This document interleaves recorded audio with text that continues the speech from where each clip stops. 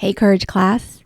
So, in Asian culture, we generally prize achievement. We love to talk about the hustle and the endurance, and we're taught that resting means you're falling behind. But in this episode of Courage class, Dr. Yishan Xu, Stanford clinical faculty and board certified sleep specialist, breaks down the science, showing that the opposite is actually true. Chronic sleep deprivation doesn't make us high performers. It actually makes us less sharp, less accurate, and less effective at work, relationships, and in life. So if you've been sacrificing sleep in the name of success or putting others' needs ahead of your own, this conversation might challenge everything that you have been taught. Let's take a listen. Welcome to Courage Class. I'm Dr. Lindsay Xu, and each week I'm in conversation with our community's changemakers and trailblazers. Together, we explore the unspoken parts of our Asian and Western experiences, finding strength, growth, and healing that reflect who we truly are, not who we've been told to be. I'm so glad you're here. Class is now in session.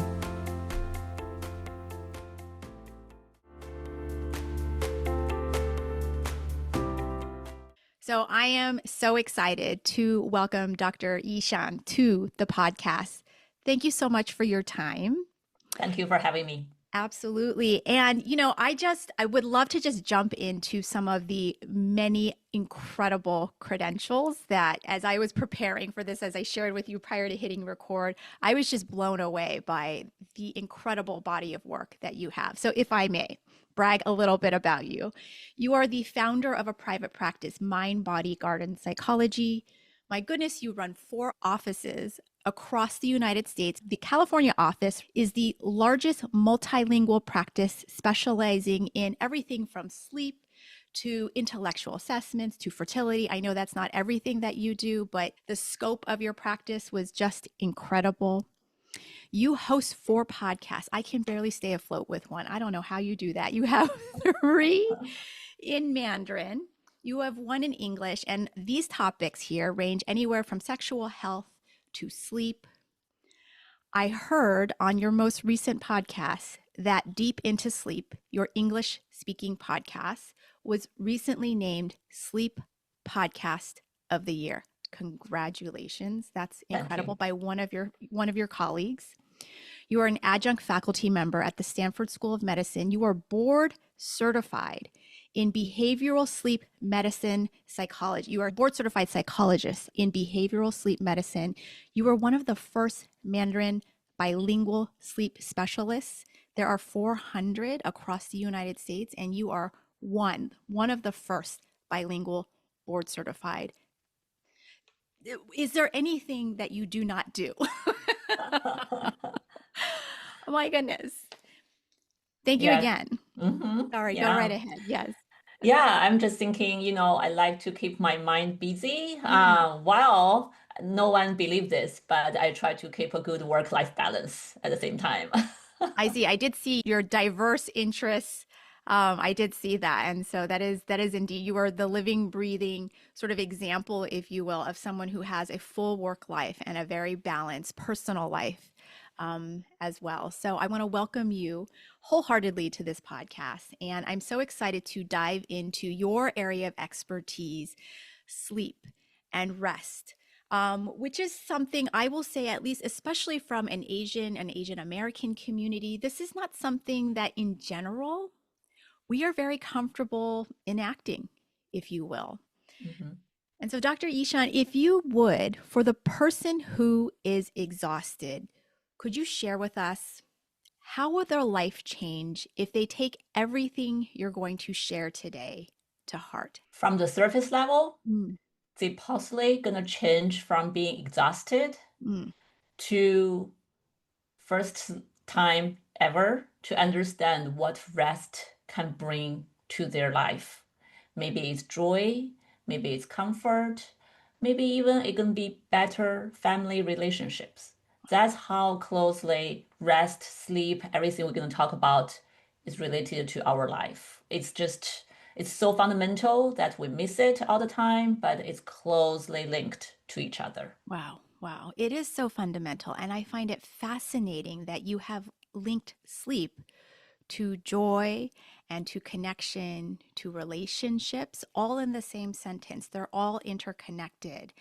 And, one of the things, especially growing up, is that I have learned is that our Asian community really prizes ourselves on the hustle, on never Mhm. resting. And I imagine that must impact your health in so many different ways. But could you share with us what are some of the short and long term costs of chronic sleep deprivation that people, specifically in our community, oftentimes underestimate? Yeah, that's a very good point. I heard a lot of people so proud to about how less they sleep, right? Like getting up at 5 or 4 to go to work is such a like honor somehow. Mm, But from sleep science, from research, from clinical trials, we see repeatedly if you don't sleep enough, so you may really suffer from a lot of health consequences. Your risk of having diabetes, especially type 2 diabetes, gonna goes up a lot. wow. And your heart disease, your even brain, right? Your cognitive functioning, everything gonna suffer. And there's some interesting research out there without going to the detail, but Mm, just can share the results with you. There are a lot of interesting research telling us if we constantly lose sleep mm, or choose to sleep less, then we will not perform as well at work, at school, at the next day. And what worse is if even if we try to catch up on the sleep, even after several days of catching up sleep, our cognitive level does not even go back to the baseline. So really? that means some of the damage is really hard to reverse. Wow. Yeah, so we have to be very careful. We thought by sleeping less, we are doing better Mm, because we are using time to do better. But actually, we are sacrificing the accuracy of our work. wow. And yeah, the function. Yeah. Yeah, that's incredible to know because I think that one of the things that our community prides themselves in is our work and our productivity, for better or for worse, but it's something that we are very proud of our achievements. But to hear you actually say that there are there's actual data out there that says that if you lose sleep consistently over time, that is going to actually impact your work performance and that it sounds like it takes time to almost, can you ever make up for that loss? You cannot 100%, Wow. unfortunately. Yeah. You never can make fully up of the sleep you lost. But you can recover to a certain point, and Mm, by sleep better, you possibly can perform better in the future. But what already missed was missed. So that's why in psychology, in sleep field, we have a word called sleep debt. So you do accumulate a lot of sleep debt oh, if you choose to do so. I want to just insert a little bit concept clarification mm, here. mm, Sleep deprivation is different from insomnia. These are two different things. ah, When we talk about sleep deprivation, we are really talking about your body, your brain wants to sleep. You are sleepy enough that if you allow yourself to sleep, your body could fall asleep. But you choose to not allow yourself mm, to sleep enough, right? You either stay up late to work or you get up early to work. So that's sleep deprivation, and that is associated with a lot of health consequences and cognitive consequences. I see. I see. Insomnia is different. Okay. Insomnia is temporarily your body, your brain cannot create sleep. Even if you sleep, you are on bed, you possibly cannot fall asleep. That actually the consequences is not as bad. So these two concepts are different. We are talking about sleep deprivation now. Okay. Okay. I appreciate that distinction, and I think that it's important too because I even 45 years old and so I'm at the height of sort of my own perimenopausal journey, if you will. And so, my friends and I, we talk about the insomnia or the sleep, that we feel like we experience, but it sounds like sleep deprivation is more of a choice that you are making, as opposed to something physiological that might be preventing you from being able to sleep. Um, but I appreciate that distinction. Dr. Yishan, you had started to allude to this, but I would love to really give this its own airtime because on this podcast we talk a lot about creativity, innovation to design your own life and the way in which you want to determine it. And I'm curious to know, why is sleep foundational to creativity, productivity, ambition, and connection? Mm-hmm. Think about what sleep does to you, Mm, right? We have different sleep stages, and each sleep stage has its own function.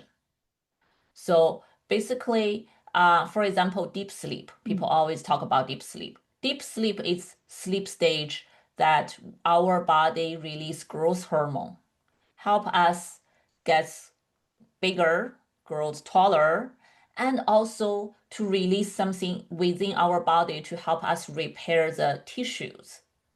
So it's good for the physical strength, the bones, the tissues, everything. So that's a very necessary repairment stage.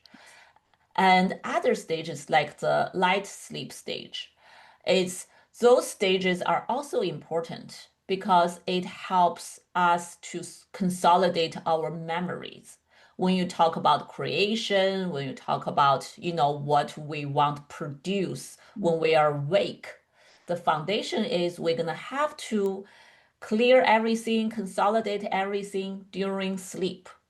So how you sleep is closely related to how much you can create during the daytime. mm, And REM sleep, which is our dream sleep, that's closely related to our emotional memory. So it helps us to restore, repair, and repurpose our emotional memory. So that help us to become emotionally stable during the daytime, to help us to maintain a good mental health. And as you all know, if you are mentally stable, if your mental health is good, right, that's a good foundation for you to be able to pursue your passion, to yes. get your potential out, to use your intelligence in other things. So you can see how all this connected, and Mhm. sleep has a big role in all of this. Yes. Yes. Mhm.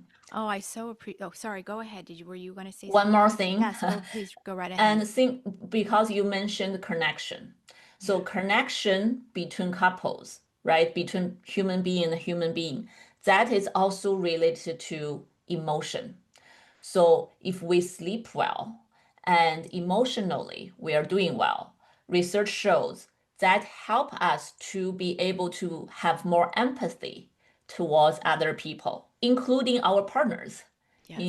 in loving relationship. So Yes. we are more patient to listen to them. We are more have more empathy to engage in a conversation. But if you don't sleep enough, research also shows we tend to be more aggressive, Mm, less empathy, we tolerate things less, then that promotes arguments sometimes, I see. right? Yeah, we tend to be more antisocial Mm, in a way. So it's closely related to everything. I see. No, you just so clearly laid that out, how everything is connected. And that so resonates even with my own personal experience. When I am sleep deprived, when I'm not getting the amount of sleep that I know I need to get, I am less patient with my husband, with my kids, with the people around me. What it was so clear as you were talking is this almost feels like, and I don't, gosh, at the risk of framing this, it almost sounds like a magic pill. If you like, I was like, should I say the word magic pill? But you said the words physical, emotional, mental, cognitive health, all in the same explanation. And, when I think about addressing my mental health, I think about my work with my therapist. When I think about my physical health, I think about my nutrition and I think about the exercise that I have to do, or I should be doing rather. But this is an all encompassing strategy to improving the quality of your life. And it's not just about feeling more rested, it's about addressing, per what you just shared, your physical, mental, emotional, cognitive health. That is an incredible. I just had an aha moment as you were speaking. That is incredible. We'd love to transition into talking about just our cultural conditioning around the concept of sleep and rest. And as you know, historically, sleep has been viewed in our community um, in a very sort of negative way for good reasons, right? I'm the granddaughter of immigrants, and my grandparents, they had to hustle, they had to survive. The same with my parents to some degree as well. And so I'm curious to know, how does that differ from how we talk about sleep today? Or has there, Mhm. maybe there hasn't been a shift in our community? And I'm being presumptuous in asking that question. Yeah, I think depends on who are talking about sleep today, Okay. Yes. right? So I still see different ideas around sleep. Okay. When we grew up, I'm an Asian immigrant myself, first Mm. generation, and I can see the difference. So when I grew up, people still value work hard. And if you look at the big data across the years, across the past 20 or 30 or 40 years, people are sleeping less and less now. Really? Yeah, from 1980s to now, not only Asians, it's a global thing. Wow. And people nowadays sleep much less than when we were in 1980s. So we get busier. There are more things in social media to take our time that, we feel like we need to digest more information. We are more stressed out. So people not necessarily work longer, but definitely spend time on other things longer I than see. what we used to spend on sleep. And personally, it's funny. After I learned about sleep, Mm. I realized I need to readjust myself. I really love what you said about designing your life because I feel like I designed my circadian rhythm in a way after I Mm. understand my body. Yes. I understand I'm a night owl all the time. When I was in graduate school as a clinical psychologist, I had to get up early to see patients. So I have to get to the clinic by 7 or 8. When I work in hospital, it's 7 o'clock. You need to be there, be ready, right? So I drink a lot of coffee. But now, when I run my own group practice, I was able to honor my own circadian rhythm. So I try to sleep from 12 to 8 because that's what I find out that's the best sleeping window for myself. Mm. So when I talk about people who knows about sleep, they all think that's great. You should try to follow your own circadian rhythm window if you can. So everyone around me honor that. But when I talk to my parents, Mm. traditional Chinese, when I talk to them, they feel like you're not working hard enough. How can you wake up at 8? And then by the time you start working, that's gonna be so late. This is laziness. It's not good, right? Mm. So they cannot understand why you cannot go to bed before 12. Well, the truth is, I cannot fall asleep before 12. It's hard.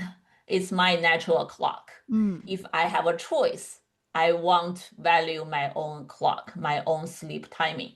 So you can see, depends on who you talk to. The value still have conflicts between each other. Wow, that is so fascinating and incredible that you were able to design your own honor your own circadian rhythms. So you're telling me then I don't have to wake up at 4 a.m. to start my resistance training and eat my protein before 6 a.m. I just feel like this is sort of what's spoken about now. I don't have to get up if that doesn't feel right for me. How, Exactly. wow. Whatever feels right to your body should be the fundamental rule you follow. On top of that, then of course you need to juggle around your life, children, partners, work, other things, right? Yes. But fundamentally, you need to know what my body feels most comfortable. Because more than 50% of the circadian rhythm actually decided by our genes, not by our willpower. No kidding. So how do we go get to that place of I'm sorry, I'm sort of deviating from my script now. I'm like, wait a minute. I got to know more about this. So how do we figure out what is optimal for our bodies? Is it just a matter of experimentation, like, or this Yeah, doesn't feel good? Can you give us some insight on how to do that? Yeah, a very simple rule is think about when you travel. No work stress, right? Hopefully family all like cooperate. They don't jump around you in early Sure. morning. Just think about when you are kind of like stress free, when you are in that state. What feels most comfortable What? for you to go to bed and get up without social media, without many other things around you, just what naturally what your body likes day Mm, after day during that kind of vacation time. That possibly can give you a really good signal, kind of like a subjective signal. mm. And objectively, there is a questionnaire you can find online, very easy, called evening morning questionnaire. Okay. And it's just there's shorter versions, there's longer version. It's created by researchers, and by filling out that questionnaire, basically ask a lot of detailed questions. How do you feel at certain what time during the day? What was your peak like creation time? What is your most productive time? What do you feel really drowsy and tired? Ask you all kinds of questions, help you figure out some kind of score you add up. Based on that score, it help you objectively Mm, categorize you into either a super early bird or kind of like in the middle, or you are a night owl, I see. right? So I think there are five some kind of categories. So Okay. that so subjectively, objectively combined together, Mm, you will understand your own biological clock better. I And see. then you can make other decisions around it, make other adjustments. Like you said, you don't have to force yourself to wake up at 4 or 5. I don't think that gonna brings anything if you are a night owl. But Yes. if you are already naturally an early bird, that's awesome. That possibly fits you very well. But Yes. if you are naturally a night owl and you have to force yourself to get up that early just because you think that's right, Yes. and you are actually burning out your health and burning out yourself in order to achieve, and you won't be very productive.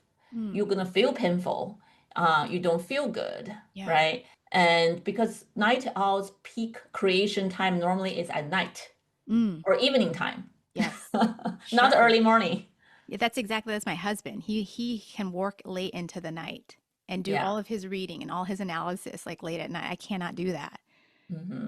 That's incredible. So I just, it reminds me so much of the physiological learnings that I'm personally, I'm trying to understand my nervous system, right? And that we are supposed to be in, is it our parasympathetic nervous system? That's where we're Hmm. supposed to be living in. And it almost sounds as though you're really encouraging us to find a moment to get away, to be as little stress as possible, if it's possible for you to be able to identify. Yeah, I want to adjust one little thing. I don't want Mm, it sounds like you need to force yourself to be calm, mm, right? uh-uh. That's become another kind of to-do list. Sure, I sure. think it's more a balance. Mm, So parasympathetic system, that's the system help us feel calm, relax. That is important, but it always work with the sympathetic system. That's the fight or flight system. sure. So you will always have both system working. Mm, It's just about how to adjust both systems, make them a little bit more balanced I to see. a point that you feel comfortable. You Mm. don't have to force yourself to pursue calm, like mindful, Yeah, to be peaceful in this state. Zen state all the time. Yes. Yeah, it not work for everyone. Yes. Like for example, me, I Yes. enjoy mindful moment. I also enjoy busy mind moments here and there. Yes. So it's just about what is a good balance for you to make you happy. So Mm. happiness means different things to different one. Balance also means different things to different one. Yes. Yes. I'm so glad that you brought in that distinction because I think it's important to not just to have a list of shoulds and to just listen to the external, but it's almost like listen to your own self and what feels right and what feels good. Dr. Yishan, as we're talking, it's very clear sleep is a basic human need on par with food and water.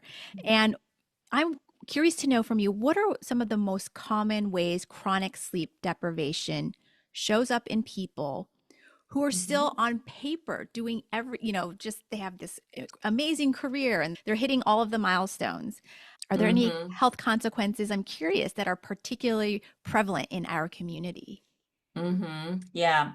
Health consequences we mentioned a little bit earlier, Yes. but another important part is mental health, right? So for someone who hit all the milestones, but they are not sleeping well, they possibly gonna first they feel miserable themselves. They may not feel happy, and they, for example, someone always feel like I need to achieve the next goal, next Yes. goal, never gonna be enough. Every time they achieve something, other people think, wow, amazing. This person feel like, it's something I should do. I already crossed Mm, this. Let me move to the next. They never really stay there, give themselves credit and say, yeah, I'm great, right? I should celebrate. A lot of people actually don't. They just keep on going. And yes. they always feel like not enough time. I Yes. should not waste time. I should go on. Like there should be more things I could do. This is just, nothing to be cheerful about. This Mm, is something I'm supposed to do. If I don't finish that, I'm bad. But if I finish that, okay, great. That's already I'm expected to do. yes. So, but also these kind of people gonna be so hard to be around. They won't be very pleasant to be around Mm, for other people sometimes because their mood. They may have a anger issue. They may, always feels like they don't have time for anyone, and or they're irritable very easily, or their anxiety is so high, it just everyone can feel that. Because if someone is highly anxious or they're mm, perfectionist, they may have high requests not to, only to themselves but to people around them. okay. They may want to control people around them. You should do this. Why you don't do this? This is not good for you. See, you should do this, right? So it's a lot of problem solving, criticism, and controlling, and that it just impacts their life circles, their impacts everything. So it just sounds miserable in a way. Yeah. And Yeah. some people are able to aware of that. Mm, That's why I hear a lot in my office. People come in, my life is not very meaningful, or everyone admire my life, but I'm not happy. Why? What's happening? Right? So that's happen often. mm, But some people don't have the awareness. They're yeah. like, everything's good. See what I have achieved, Right. and this is a good life. They don't connect with their own feelings. Yes. And as you're speaking, I feel like you're just describing my perfection. Like I'm trying really hard in therapy to manage my own perfectionism. And when you talk about making people miserable, well, my husband's not on this call, but he might have some things or two to say about that. But in absence of jest, I'm wondering, so someone might be giving you feedback that you're a miserable person to be around, but you just cited the person who might not have any idea. They don't have a self-awareness and they're not connected to their emotions. How do I get to this place of recognizing that? I guess is what I'm trying to ask you. Yeah, that's a tricky question, Mm, right? It's sometimes for as therapists, when I see people suffering, and it's hard for me to just tell them, hey, I see where the problem is. oh, okay. The person themselves have to have some motivation to either be curious about learning more about themselves, Mm, or they start realizing something is not quite right about my life, okay. right? So I feel like as family, friends, outside person, we may only hint or help them to question things. Okay. You are doing a lot, or you are achieving a lot. Are you feeling happy? Mm, And from my observation, seems like something is off. Are you like noticing anything? Is your life really as perfect as, inside out, like you feel content? Do you really feel content? Or there's anything you feel like is still missing, but you could not figure out what? If this person also have some doubt, then that would be a nice, way to say, oh, there's some resources. Maybe you should talk to someone, mm, right? There's a book. mhm, mhm, It's all kind of the self-help book nowadays talking about, well, you should talk to someone, or maybe, try this book and try that class. Who knows, try your podcast. And then they mhm. may in the process get inspired. start questioning more and start having more motivation to look into their life, to build up the self-awareness, and then eventually maybe they're going to be ready to make some changes in I their see. life. I see. Yes, you're right. You're right. You have to be a self-motivated individual to start making those very intentional changes and shifts in your life. I'm curious to know if it would be okay if we could actually transition into some practical strategies. So Mhm. let's say I have an awareness that I am miserable. I That's great. have been in therapy. Yes, congratulations. That's half the battle. At least half my battle. Admitting out loud, right? That you need help, that you need support. What are a few evidence based changes that tend to have the biggest impact on sleep for busy, high achieving people in the way that we just talked about? hmm I first want to start with interesting research. Mm, If you want to perform well as high achievers, okay. right? Yes. If you have important meeting, presentation, or something the next day you want to perform well, the easiest strategy is to go to bed 15 minutes earlier. 15 minutes earlier. Why Only is that? 15 minutes earlier. Okay. If you can sleep just 10 to 15 minutes more the night, the next day your performance gonna be boosted a lot. Wow. Yeah, your mind gonna be more clear, you're gonna be more sharp, your performance gonna be better. Okay. So that's a very cool research. When I heard that, I was like, wow. So Yeah. they did this research among children's, like students, among adults. So find out their cognitive tests or their academic tests really got better.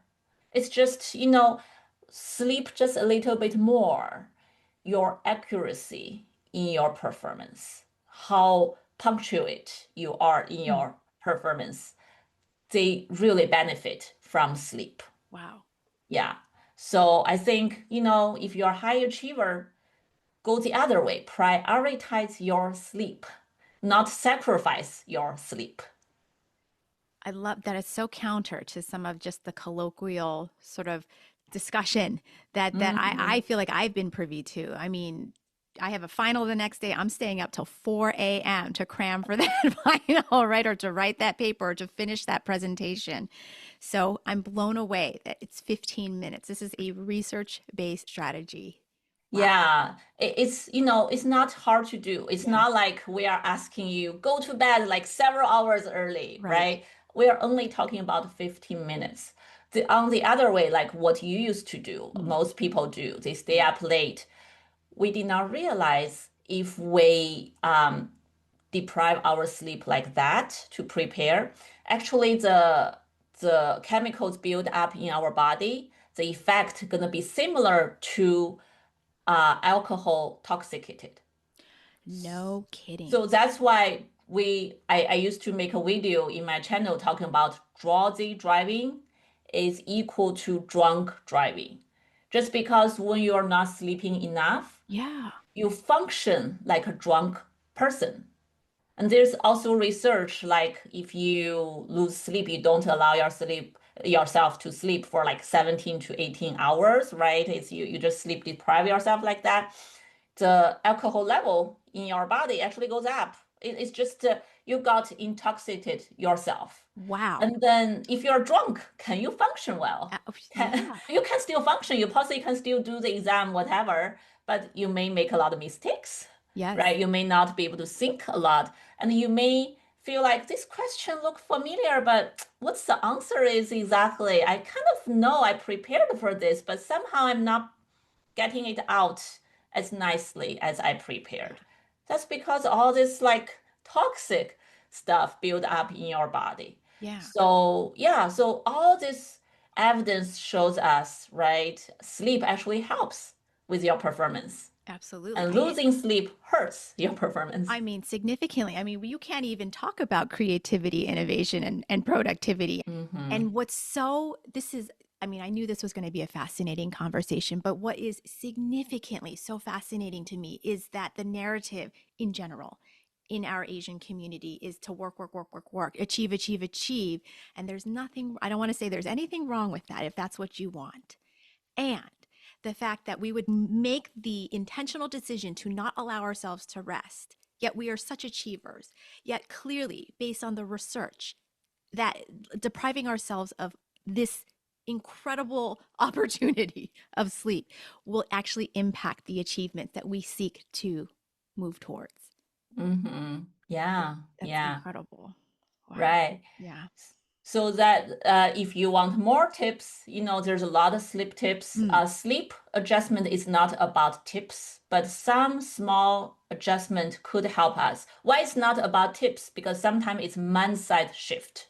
That's the most important things when we treat insomnia. mm, So you earlier mentioned it's a physiological problem, but to me, it's more a psychological problem as well. That's why in the first line treatment for insomnia actually is psychological treatment. mm. Insomnia is a psychological issue, mostly because cognitive, how you think about sleep.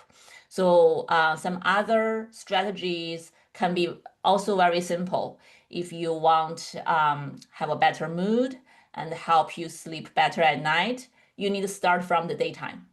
You need to start build a good habit and foundation from the daytime. For Mm. example, in the morning, you should set up a consistent wake up time. That means at night, no matter how early, how late you go to bed, you don't have to fix your bedtime. But if you can somehow keep your wake up time consistent, your circadian rhythm got reset from that moment every day. Mm. So that give you a good foundation this whole day and help you sleep well that night. I If see. you do this consistently day after day, you actually help to train your body. Your body will start getting tired and sleepy at certain time frame at night. So you only need to fix the morning wake up time. I That's see. possibly easier to do. Is our, what we're consuming during the day, our nutrition, our activity level, does that also play into our ability Mhm. to fall asleep? Um, Yes. even okay, okay, Yeah, yeah. yeah, there's several cues to promote our weakening system. So again, just like the nerve system you talk about, it's Mm-hmm. how interesting our system always worked closely together. Mm-hmm. It's not about get rid of one and work on the other one. Mm, So if you want to sleep better at night, you need wake up your weakening system as much as possible. And then at night your sleep system gonna kick in I see. faster and easier, I see. right? So all you talk about is the cues to promote the weakening system. I see. So that include morning sunlight in the eyes, like better to step out the house because the window gonna shield some of the sunlight I see. into your eyes. Yes. Better than nothing, but if you can step outside a little bit, that's even better. Physical activity definitely gonna help. That does not mean you're gonna have to do a hard workout. Mm, Even just walk around five thank minutes, two God. minutes, it's Yeah. fine, Okay. right? Okay. Yeah, Yeah. and some simple like a weight lifting at home. I have Yes. the little thing to A help weight me. set. Yes. Yeah, right. So just something simple. Mm, Don't consider that as a big to-do list task. So physical activity. Another one is social activity. Do you talk to someone, right? Call a friend, listen to music, talk, or randomly hello to people outside. So it's just some kind of social interactions can help us to be more awake as well. wow. This is incredible. Yeah, I had never thought about, well, first of all, I love you said the word simple, Dr. Yishan, and I so am grateful to you for saying that. I felt my body relax when you said you don't have to do some crazy, exercise. Uh-huh. That it could be a walk outside, that it can be talking to a friend, that these are all components, cues, I think is what you said, to Mhm. preparing your sleep system to be activated. I'm so relieved, but I have to ask you this question as someone who's really trying to work on their perfectionism, knowing that Mhm. perfectionism generally runs in our community for that person who really aspires to get everything perfect in their sleep routine, even though I know that's not possible. What would you recommend that person do to move towards sustainable sleep habits? There's a lot that we Mhm. can do to really prepare ourselves to get the best rest. Um, Yeah, yeah. yeah. And that's a very good question. And we see a lot of sleep performance anxiety is Yes. because that I have to sleep in a certain way, right? So I feel like if we need get that loose a little bit and even move it, it's about the cognitive change, how you think about the relationship between you and your sleep. It's not just about what you do, because that's going to become another thing I'm going to do or not do to make my sleep even better. Yeah. Think about what perfect sleep means to you. Where do you get that idea? Is that come from outside what other people think what perfect sleep should look like? Then you follow, or it's based on what your body wants. What I think about perfect sleep is you follow closely to what your body lacks. That's the best sleep. That's a high quality sleep. We are talking about quality over quantity, right? Wow. Gosh, I love what you just said. It keeps coming back to what is personally best for you. And in truth, I thought that you were going to give us the action plan. I mean, you have given us the action plan. Don't let me. I do not want to for a moment say anything about your level of expertise, but you keep saying what is best for your body, and so here are some of the different activities, cues. This is what the research is saying, but it always comes back to listening to your body. And this is something that I find refreshing. Sometimes we're given a checklist and I'm like, okay, wake up at 4. Okay, eat my protein. Okay. And I hear best practices from you, but you continue to really encourage us to listen to ourselves. That high quality sleep is contingent on your personal definition. And I so appreciate that. So, Yeah, and I appreciate you mentioned this. This is so typical, and I think you hit like a lot of people listening possibly feel like, yes, yes, we're the checklist, yes, right? yes. So I want to say, don't worry about not having a checklist. Think about if the big picture is more clear. You know what your body wants, you know what make you comfortable, and you know how to structure your day, your sleep, then you will come up with some checklist yourself. Yes, it will be unique Everyone's to you. smart, right? Everyone have their own intelligence, and there's a lot of research and a lot of things you can find online nowadays. So I really don't think a full checklist gonna help anyone. Even if I give you 10 things, Yeah, how's that gonna change anything? yeah, Because sleep is such an individualized thing. That's the core. Sleep is individualized. When I was in Stanford shadowing my mentor many, many years back, yeah. I would shadow her to see 8 patients per day, all insomnia patients. They are all so different. I was like, wow, they're all so different, and the treatment is gonna be also different, right? So we need to honor our own individual difference. We need to understand ourselves first before we can do anything. Like you have a symptom, but is this symptom means you are having an infection, or you're just, exercise too much, so you have a muscle pain. Like, what's the reason behind it? We cannot just focus on what we see the symptom is. Yes, Then we're going to give you the wrong medication, yes, yes, right? If yes. it's just a muscle sore because you over exercised, but you have the pain, I give you painkiller. Does that really help you? I see. It's really understanding the context, the individual context, in order to apply the treatment or the checklists or to whatever the individual ultimately decides, but really understanding your own context. That's the key to the best sleep for Mhm. yourself. In an attempt to normalize this feeling and offer some compassion, why does choosing rest often feel irresponsible or uncomfortable, especially in cultures that prize endurance? Mm, I think about what is like important to you in life, okay. right? Yeah. Yeah. And I think sometimes it's about what other people needs versus what I need, Ah. what I should do, what I was asked to do. Like your podcast is about courage. Mm. Sometimes I really think it's such a courage to say out loud, I need what. Mm. Right? In Asian community, we sacrifice ourselves a lot. Yeah.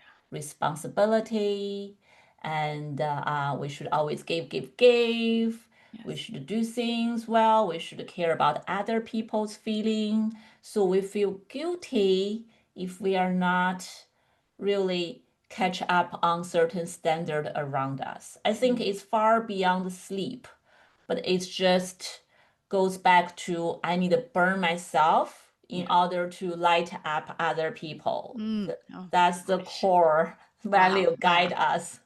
Yes. Yes. It's true. It's really true.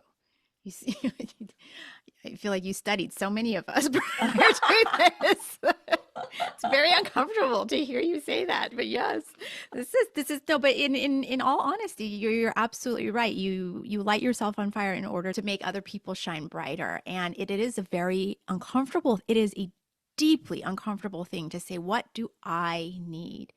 And the fact that you frame that as courage is the most beautiful and the most courageous thing that you can declare for yourself. I appreciate that. Dr. Yishan, this has been an incredible conversation. Is there anything that I didn't ask you that maybe you wanted to share Yeah, that you I would love? always want to end the conversation by bringing some hope to people, Mm, right? I want everyone listening know that sleep is your natural ability. So don't worry about your sleep gonna be broken. It will not be broken. And maybe temporarily not as well as you want it be.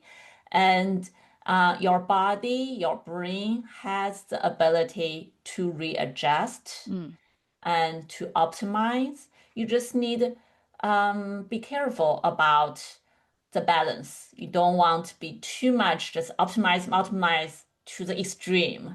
And sometimes the problem is not real. Sometimes the problem is we catastrophizing it and we think there's a problem. It's not necessarily a problem. For example, I saw a lot of people say, I can only sleep 6 to 7 hours. I want to sleep 9 hours, but I never done that in my whole life. Then it's not a realistic goal. That's mm, not a goal gonna help you, yeah. right? I want to get up at 5 and never being able to get up at 5.